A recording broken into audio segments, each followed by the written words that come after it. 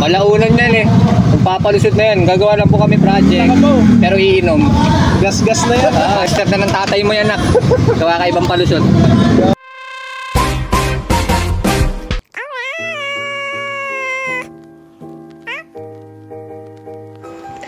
Magandang buhay mga pare ko.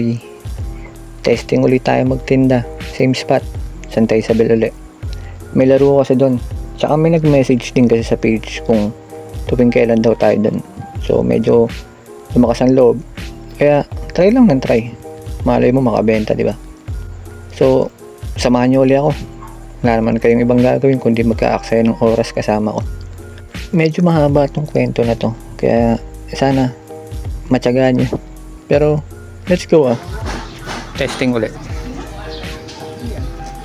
Bawal sumuko. Ito ang daang tatahakin. Looban. Pero may bus. Lopit. So dumating na rin tayo sa spot. Tapos nag-setup na rin. Ganda rin ang panahon. Kitang kita mo yung buwan tsaka yung kaulapan. Shoutout pala kay Cardboard Digital Printing sa solid na menu. Salamat sa inyo bossing. Worth it ang bayad sa inyo. So dito kailangan natin mag-testing or mag-taste test ng mga cold brew natin para alam natin kung anong lasa ng isa-serve natin sa kanila. Hindi natin sure kung okay pa ba sila, matabang na ba o maasim na. Kasi medyo may katagalan na rin. 3 araw na rin yata to or 2. Habang naghihintay nga ng customer, sinulit muna natin ang napakagandang view. Kasi mamaya hindi na natin makikita ito at didilim na naman. At dumating na nga ang ating buena mano. Natatawa pa siya habang binibigkas niya yung menu. Kahit ano ko kasi Spanish latte. Kasi ginawa akong witty or commonly used words ng mga Pinoy o magkatropa. Yung menu ko, kahit ano, ikaw bahala, basta yung masarap, yung mura. Para naman di na sila mahirapang mamili, di ba? Kaso may iba talagang nahihiyang banggitin yung menu. Makayaring tumambay ng unang customer ay napag-isip-isip ko lang sa punto na to na malayo na pala, kahit malayo pa. Dati wala si Kat, wala si Pulikat, wala tong kapihan na to. Salamat din dun sa mga naniwala at patuloy na nagtitiwala dun sa prosesong tinataha ko. At habang naghihintay nga ay may dumating na next friend ko no. Hindi ka na nagbabike, nakamotor ka na ngayon ha. Nga lumapad Ano? Ano mga best seller mo dito? Depende sa panlasa mo pre. Mapait panlasa ko eh. Mapait? Ano ba gusto mo, matapang sa kape? Maniniguan kaya. Ha? Maniniguan. Maniniguan, okay. Testing. May kinaka mo may bumili ah. Masasama bata ako sa vlog. Siyempre. Tangin na. Saka pa ngayon? Diyan sa DP. Ha? DP naman eh. Ay wow. Sa Tigay. Wow. Nako. Sino ka dyan? Dating nanguulol lang sa 7-Eleven. Ngayon ganun pa rin. Ay ganun pa rin pa. Kamusta ba buhay pre? Ayos naman. Ito. Pamilyado na ba? Di pa. Buti naman. Gusto ko na nga din eh. As long as kaya naman. Oh. Kasi mahirap pumasok sa ano ngayon, sa pagpapamilya pag hindi ka financially ready. Kagaya ko, unexpected, nagka-baby.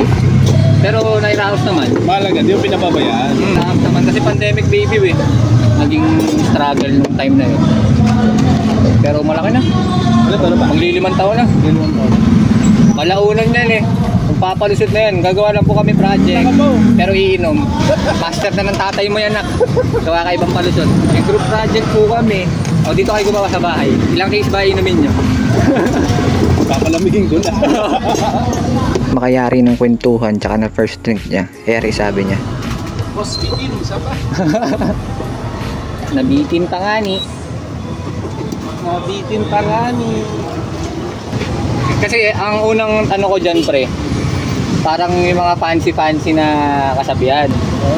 Eh ang naalala ko yung nagturo sa akin si Mo. Eh ang sa kasabihan niya hindi masarap pero pwede na. Diba? Pero masarap talaga yung kape niya. Silaros, dinar na talaga ano silaros. Dinar na babiyahe lahat eh. Oo eh, ano na eh. Ano pa nakikita ko nagpupay? At nabitin pa nga. Nabitin pa nga ni. May patip pa nga. May patip pa talaga yan. Eh, masarap parang gagawin natin. Talap. Thank you.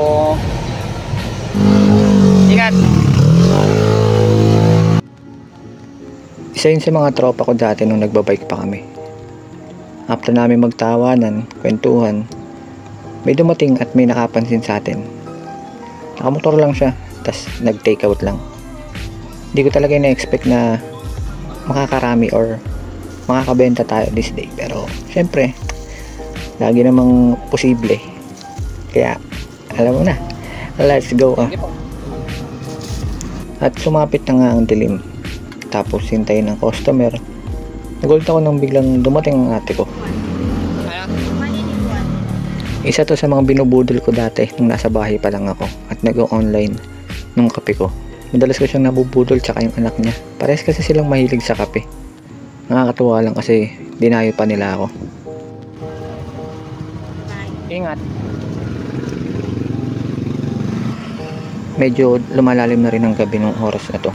Wala tayong ibang gagawin kundi maghintay at palipas oras. Nagbabaka sakali na may bumili pa. Medyo malakas na rin ang simoy ng hangin.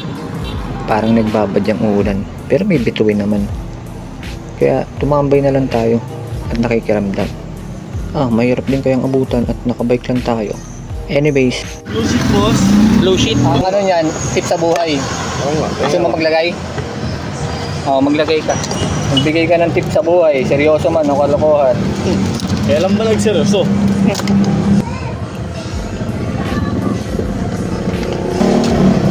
Take out ang blue sheet. Yes, boss. Maya lang din ako sisibat na wala nang dumadaan. Parang ulan pa. Kaya nga eh. At least meron na tayong benta ngayong uuwi. Ba't mo panitin ko? Kung tanga ka. Pagpupunin. Hindi mo pangalan yan? Hindi na. Ano gusto mo i-add ka pa nila sa Facebook? Ayun na nga. Makayari kong gawin yung order niya ay nagligpit na rin ako. Kasi baka abutan tayo ng ulan. Mahirap na. At least may benta na tayong uuwi. Thank you sa mga bumili. Uwi na. Salamat guys. Uwi na nga ni.